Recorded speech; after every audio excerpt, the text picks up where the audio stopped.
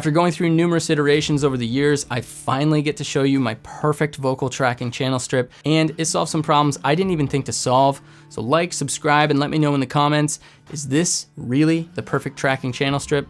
Let's break it down. So here's the first problem in a nutshell. I have nowhere to easily and accessibly plug my mics into, and I know what you're thinking. That sounds like a simple fix at first, but there's a lot more to the story. Some of the major build outs on my studio aren't finished, which means all of the standard solutions to a problem like this have prerequisite milestones like custom wall plates or more patch bays, accessories, and cabling, all of which isn't cheap. But I still need to work now, and that's where the second problem comes in. I don't always work from just this studio. Sometimes I find myself in other studios with gear I'm not always familiar with, or even just simply trying to record myself inside the ISO booth away from my desk right here. So I started thinking, what would my ideal channel strip look like? What's essential? What's overkill? What actually makes a difference? And I kept coming back to the same few things. First, I don't want to compromise on tone, but I also don't want something that's so distinct in its sound that it's gonna limit what I'd like to use the preamp for. Second, I need to get in and out of sessions fast, no fiddling around. So third, the less cabling, the less setup that I have to deal with, the better. I should be able to bring it into any studio and quickly get it set up and running really easily. Fourth, we need to get rid of everything that is not absolutely necessary for capturing great recordings. That means I'm gonna have to axe out gates, expanders, EQs, reverbs. All of that can be handled not only in post, but with other monitoring tools like my interface's DSP. So the solution to this problem actually came from when I met a young and talented designer, Tommy Quagliardi, owner of Quagliardi Pro Audio, at an event at the legendary Blackbird Recording Studios. Their producer kit fit the bill perfectly. It's the only 2-slot 500 series to not only be exclusively 2 slots wide, but also feature a feed switch, a stereo link, and a ground lift for each module. That means that I can record the direct feed of the mic pre in one slot and take the output of the compressor and record that too. Normally, you'd have to take the output of the mic pre and physically connect it to the slot number 2's input, or do the same kind of thing through patch bay, or you'd have to go into the interface and then back out again, causing a round trip and more latency. This chassis means that I can streamline the whole process, allowing me to record the dry signal from the mic pre while also taking that feed from the compressor, which could be recorded separately or be used to feed the headphone mix of the performer. And I can tuck it away all in this included case that you saw at the beginning of the video. Now, the case is like the perfect size, but you could easily fit a mic in here, some extra cables if you needed them, and it has this extra pouch, which also you could use this to put a mic in here to kind of keep it safer. So let's talk about the preamp. Now, beyond the thoughtful features of the chassis, the 501 Plus and the 576 are the stars of the show. The 501 Plus has an XLR combo jack on the front and a high Z switch. So while I'm here at the studio, I can easily connect whatever I want, however I want. I can have it traditionally racked up and cleanly connect everything out the back, or I can run my guitars and bass directly through the front jack. With the VU meter, I can easily nail the sweet spot signal and dial in just the right amount of color every time, because remember, VU is different than dB full scale. Once I have the color dialed in, I can use the output knob to make sure that I'm hitting my interface at a healthy level. And when you want a totally different type of character, you can engage the XREL switch, which switches the transformer coils to be wired in series. Being that this preamp can go from transparent to colorfully saturated means that I can rely on this in any tracking situation. I got the diamond on my left hand. We booked a redneck wedding band. Got to party with our rowdy friends and seal it all with a kiss. I got the diamond on my left hand. We booked a redneck wedding band. Got to party with our rowdy friends and seal it all with a kiss. I got the diamond on my left hand. We booked a redneck wedding band. Got to party with our rowdy friends and seal it all with a kiss. I got the diamond on my left hand. We booked a redneck wedding band.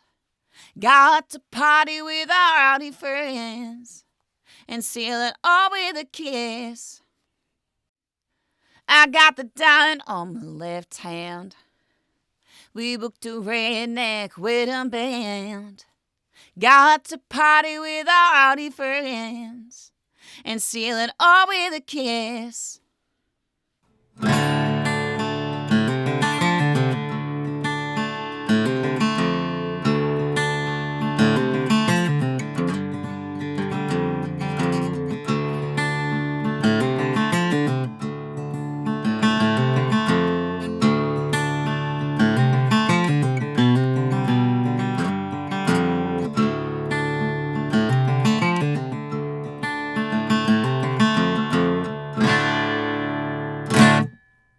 Cool.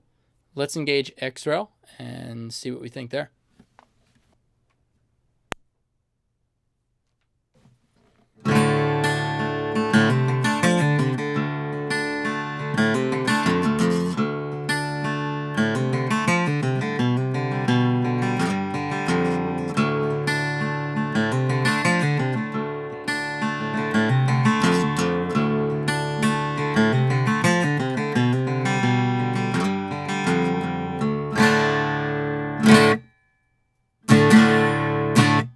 Yeah, sounds freaking awesome.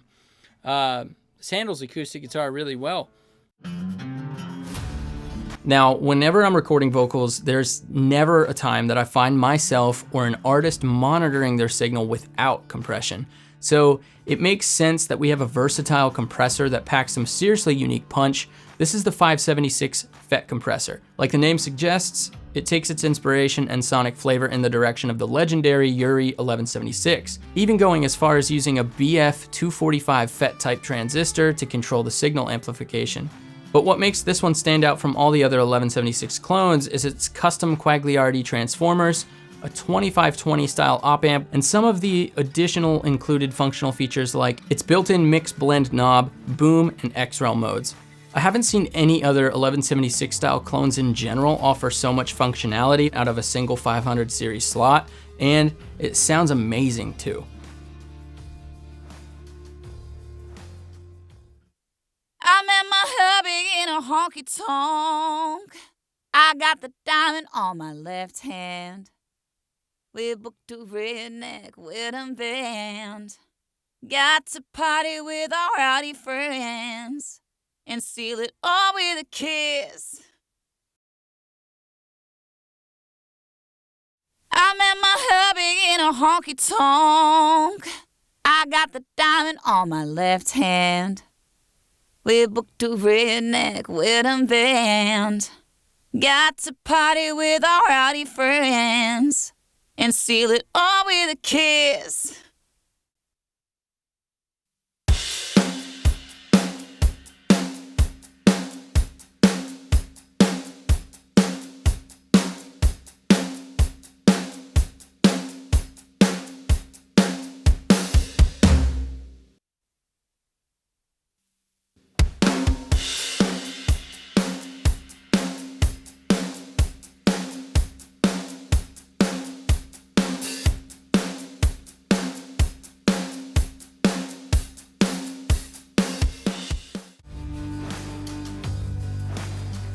Now this wouldn't be a complete vocal chain if I didn't mention a little bonus tool that I can easily bring with me in the kit. This is the Qlifter. It's an inline FET signal booster. So if you use an SM7B, an RE20, or other mics with low sensitivity, you don't have to dime your mic pre. It doesn't have to be this mic pre, it could be any mic pre. You don't have to dime it now. Qlifter.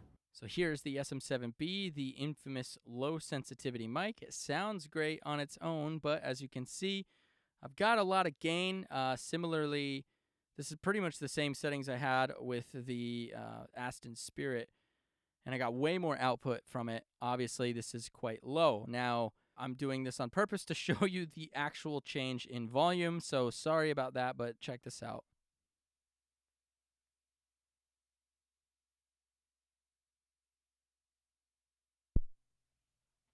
Okay, all right, so this Qlifter, boom, just like that. I changed nothing on the pre, as you can see.